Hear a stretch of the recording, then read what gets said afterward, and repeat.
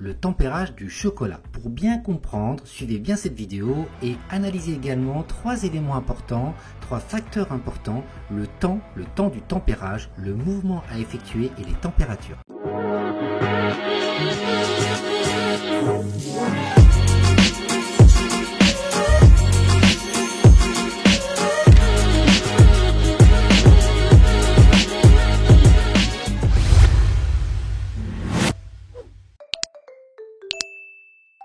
À quoi ça sert la cristallisation? Pourquoi on doit cristalliser du chocolat? Ça permet surtout d'obtenir un chocolat brillant qui se casse facilement et qui fond dans la bouche et qui se conserve également plus longtemps et résiste à l'humidité. Pour obtenir cette qualité, il est important de connaître les courbes de température suivant le type de chocolat. Évidemment, ça peut varier suivant les variétés, mais l'idée est de bien comprendre les températures. Comprenez que pour bien stabiliser mon chocolat, je dois d'abord déstabiliser complètement mes cristaux de beurre de cacao présents dans le chocolat. Le beurre de cacao est polymorphisme, c'est-à-dire qu'au fur et à mesure de la cristallisation, de l'avancée de tablage, on va générer des quantités de cristaux de type bêta et favoriser donc la stabilisation de votre chocolat. Le chocolat peut se solidifier sous 6 formes cristallines différentes. Et parmi tous les cristaux et les points de fusion différents, vous l'avez compris, le tempérage a pour but d'amener le beurre de cacao vers cette forme cristalline la plus stable et la plus adaptée à la dégustation. Voici la représentation des 6 souches cristallines du beurre de cacao.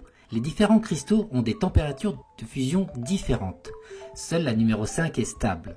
On va ajuster les cristaux bêta avec la température et ensuite les autres cristaux vont se diriger, vont devenir des cristaux bêta.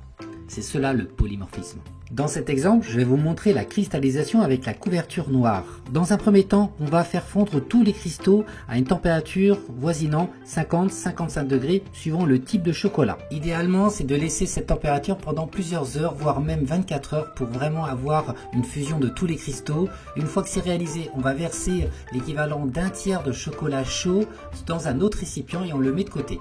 Avec le premier récipient, on va verser donc toute la masse de chocolat chaude sur le plan de travail et on va procéder au tablage, c'est-à-dire on va refroidir assez rapidement le chocolat jusqu'à une température de 27-28 degrés.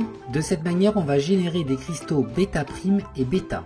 Ici, je vous montre la technique par tablage, mais sachez qu'il existe plusieurs techniques, plusieurs méthodes pour tempérer son chocolat. Vous avez la technique par vaccination, qu'on appelle également par ensemencement. L'idée dans cette méthode, c'est faire chauffer le chocolat à 55 degrés et ensuite on va ajouter l'équivalent d'un tiers du poids avec des pistoles de chocolat tempérées. Vous avez également la méthode par choc thermique, c'est-à-dire on fait chauffer le chocolat au bain-marie à 55 degrés environ et ensuite on prépare un autre bain-marie, mais froid pour le coup avec de l'eau et des glaçons de façon à poser le récipient par-dessus et à le mélanger rapidement pour faire baisser la température du chocolat. On revient avec la méthode par tablage qui donne un chocolat beaucoup plus stable. De toute façon, les autres méthodes, ça peut être intéressant pour les petites quantités. Donc ici, l'objectif, comme vous voyez, c'est de faire baisser la température du chocolat pour générer donc des cristaux bêta et bêta prime. Vérifiez régulièrement votre température car si jamais vous descendez trop bas en température, vous allez donc générer trop de cristaux bêta. Vous risquez une surcristallisation et du coup votre chocolat risque de s'épaissir trop rapidement. Contrôlez bien votre température, je vous recommande soit un thermomètre à sonde ou directement à laser. Attention à bien mélanger votre chocolat pour avoir une moyenne de température. Et lorsque vous êtes à environ 27-28 degrés, on va pouvoir donc remettre tout le chocolat dans le premier récipient, délicatement en tout cas en essayant de ne pas en mettre partout.